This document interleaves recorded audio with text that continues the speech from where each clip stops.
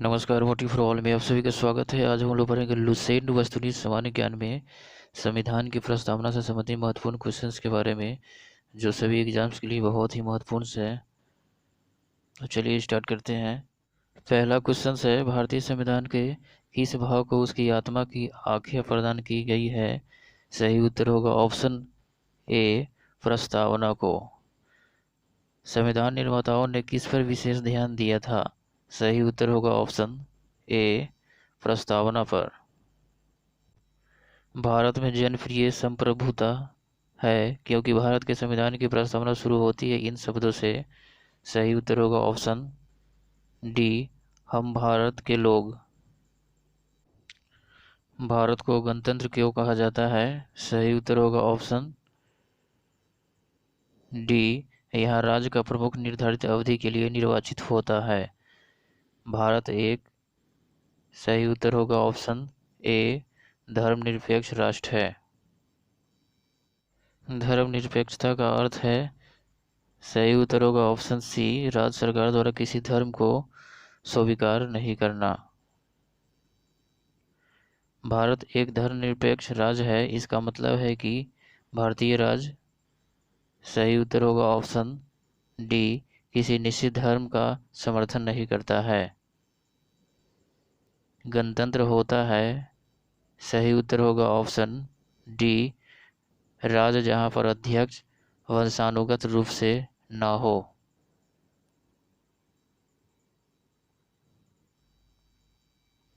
निम्नलिखित में से वे दो शब्द कौन से हैं जिनका समावेशन 42वें संशोधन द्वारा संविधान की उद्देशिका में किया गया था?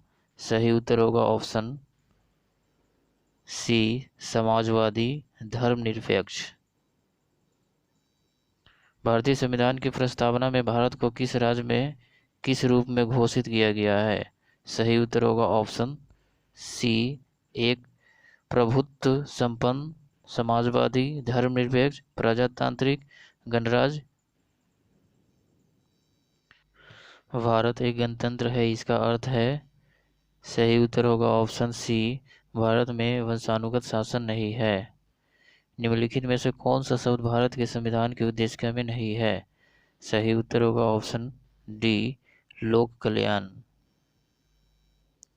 कल्याणकारी राज्य का उद्देश्य है, सही उत्तर होगा ऑप्शन वी, कमजोर वर्गों के कल्याण का प्रबंध करना। भारत को एक गणराज्य मुख्य रूप से माना जाता है क्योंकि, सही उत्तर होगा ऑप्शन ए, राज्याध्यक्ष का चुनाव होता है। भारतीय संविधान की प्रस्तावना के सिलसिले में निम्नलिखित में कौन क्रम सही है? सही उत्तर होगा ऑप्शन डी, सार्वभौम सत्ता संपन्न समाजवादी धर्मनिरपेक्ष जनवादी गणतंत्र। संविधान की प्रस्तावना में प्रयुक्त शब्द सेकुलर का अर्थ है, सही उत्तर होगा ऑप्शन ए, सभी नागरिकों को धर्म एवं उपासना की स्वतंत्रता। शब्द धर्मनिरपेक्ष भारत के संविधान की प्रस्तावना में जोड़ा गया था, इसके विषय में निम्नलिखित कथनों में से कौन सा सही है? पहला है, यह वर्ष 1976 में जोड़ा गया था। दूसरा, यह 44वें संविधान संशोधन द्वारा जोड़ा गया था। तीसरा है, यह 42वें संविधान संशोधन द्वारा जोड़ा गया था। चौथा है, यह मूल प्रस्तावना में था। उत्तर निम्नलिखित कूट से चुन कर दीजिए। सही उत्तर होगा ऑप्शन वी, 1 और 3। भारतीय संविधान की प्रस्तावना में लिखित हम भारत के लोग से क्या अर्थ निकलता है? सही उत्तर होगा ऑप्शन वी, संविधान का निर्माण भारत की जनता द्वारा हुआ है। समाजवाद का अर्थ है, सही उत्तर होगा ऑप्शन सी, सामाजिक न्याय। 42वें संविधान संशोधन द्वारा प्रस्तावना में निम्नलिखित में से कौन सा शब्द जोड़ा गया? सही उत्तर होगा ऑप्शन सी, समाजवाद। भारतीय संविधान की आत्मा किसे कहा जाता है? सही उत्तर होगा ऑप्शन ए, प्रस्तावना को भारतीय संविधान की आत्मा कहा जाता है? भारत में लौकिक सार्वभौमिकता है क्योंकि संविधान की प्रस्तावना प्रारंभ होती है। सही उत्तर होगा ऑप्शन ए, हम भारत के लोग शब्दों से। भारतीय संविधान की प्रस्तावना पर किस क्रांति का प्रभाव नहीं झलकता है? सही उत्तर होगा ऑप्शन डी, चीन की क्रांति 1912। मूल भारतीय संविधान के अनुसार भारत एक है। सही उत्तर होगा ऑप्शन ए, प्रभुत्व संपन्न लोकतांत्रिक गणराज्य। संविधान के अंतर्गत भारतीय लोकतंत्र के आदर्शों को हम कहाँ देख सकते हैं? सही उत्तर होगा ऑप्शन बी, प्रस्तावना में। 42वें संविधान संशोधन अधिनियम 1976 द्वारा प्रस्तावना में किस शब्द को नहीं जोड़ा गया?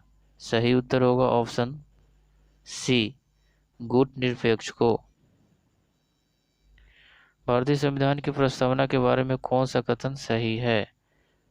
सही उत्तर होगा ऑप्शन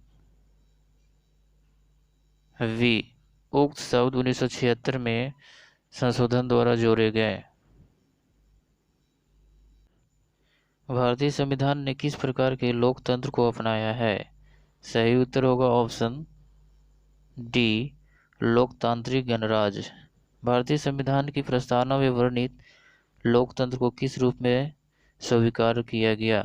सही उत्तर होगा ऑप्शन डी, उपयुक्त सभी राजनीतिक राजतंत्र, आर्थिक लोकतंत्र, सामाजिक राजतंत्र। भारतीय संविधान की प्रस्तावना के अनुसार भारत के शासन की सर्वोच्च सत्ता किसमें निहित है? सही उत्तर होगा ऑप्शन ए, जनता में। भारत की संप्रभुता, एकता तथा अखंडता को अक्षुण्ण बनाए रखने तथा उसकी रक्षा करने का प्रावधान किया गया। सही उत्तर होगा ऑप्शन ए, प्रस्तावना में। भारतीय संविधान की प्रस्तावना में जिन आदर्शों एवं उद्देश्यों की रूपरेखा दी गई है उनकी आगे व्याख्या की गई है। सही उत्तर होगा ऑप्शन सी, मूल अधिकार, राज्य के नीति निर्देशक सिद्धांतों एवं मूल कर्तव्यों में। संविधान सभा में प्रस्तुत उद्देश्य प्रस्ताव में अभिव्यक्ति विचार को भारतीय संविधान के किस भाग में पूर्णतः शामिल किया गया है? सही उत्तर होगा ऑप्शन ए, प्रस्तावना।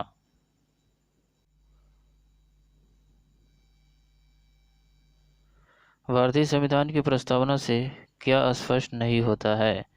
सही उत्तर होगा ऑप्शन सी, संविधान को लागू करने की तिथि। निम्नलिखित में से किस उद्देश्य को भारतीय संविधान उद्घोषित नहीं करता है? सही उत्तर होगा ऑप्शन डी, अंतर्राष्ट्रीय शांति और सुरक्षा की अभिवृद्धि। भारतीय संविधान की प्रस्तावना में देश का कौन सा नाम उल्लेखित है? सही उत्तर होगा ऑप्शन सी, भारत और इंडिया। भारतीय संविधान किसके द्वारा स्वीकृत है? सही उत्तर होगा ऑप्शन डी, भारत की जनता के द्वारा। भारत की संप्रभुता किसमें निहित है? सही उत्तर होगा ऑप्शन डी, भारत के जनता में। भारतीय संविधान को संविधान सभा द्वारा अंगीकृत किया गया। सही उत्तर होगा ऑप्शन ए, 26 नवंबर 1949 को। भारत का संविधान पूर्ण रूप से तैयार हुआ। सही उत्तर होगा ऑप्शन वी, 26 नवंबर 1949 को। भारतीय संविधान कब अंगीकार किया गया था? सही उत्तर होगा ऑप्शन सी, 26 नवंबर 1949 को। निम्नलिखित में से किस तिथि को भारतीय संविधान लागू किया गया था? सही उत्तर होगा ऑप्शन ए, 26 जनवरी 1950 को। किस वर्ष भारत एक प्रभुत्व संपन्न प्रजातांत्रिक गणराज्य बना? सही उत्तर होगा ऑप्शन डी, 1950 में। संविधान के उद्देश्य का प्रस्तावना का संशोधन कितनी बार किया गया? सही उत्तर होगा ऑप्शन ए, एक बार। भारत के संविधान की प्रस्तावना में प्रथम संशोधन कब किया गया? सही उत्तर होगा ऑप्शन सी 1976 में। निम्नलिखित अवतरण में हम भारत के लोग भारत को एक संपूर्ण प्रभुत्व संपन्न समाजवादी पथनिरपेक्ष लोकतांत्रिक गणराज्य बनाने के लिए तथा उसके समस्त नागरिकों को सामाजिक आर्थिक और राजनीतिक न्याय विचार अभिव्यक्ति विश्वास धर्म और उपासना की स्वतंत्रता प्रतिष्ठा और अवसर की समता प्राप्त कराने के लिए तथा उन सब में व्यक्ति की गरिमा और राष्ट्र की एकता और अखंडता सुनिश्चित करने वाली बंधुता बढ़ने के लिए दृढ़ संकल्प होकर अपनी इस संविधान सभा में आज एतद द्वारा इस संविधान को अंगीकृत अधिनियमित और समर्पित करते हैं। एक्स का अर्थ है सही उत्तर होगा ऑप्शन वी 26 नवंबर 1949। संविधान की प्रस्तावना सभी भारतीय नागरिकों को निम्न में से कौन सा एक उपलब्ध कराने के लिए वायदा नहीं करती है? सही उत्तर होगा ऑप्शन डी पूजा की समानता। 26 नवंबर 1949 को अंगीकृत भारतीय संविधान की प्रस्तावना में शब्द सम्मिलित नहीं थे। पहला है समाजवादी, दूसरा है पथनिरपेक्ष, तीसरा है अखंडता, चौथा है गणराज्य। सही उत्तर होगा ऑप्शन ए 1, 2 और 3 समाजवादी, पथनिरपेक्ष और अखंडता। संविधान की उद्देशिका के संबंध में निम्न स्थानों पर विचार करिए और दिए गए कूट की सहायता से बताइए कि इनमें से कौन सही है। पहला है पंडित नेहरू द्वारा प्रस्तुत ऑब्जेक्टिव प्रस्ताव अंतर्गोत्वा उद्देशिका बना। दूसरा है इसकी प्राकृतिक न्याय योग्य नहीं है। तीसरा है इसका संशोधन नहीं किया जा सकता। चौथा है संविधान के विशिष्ट प्रावधानों को यह रद्द नहीं कर सकता। सही उत्तर होगा ऑप्शन वी केवल 1, 2 और 4।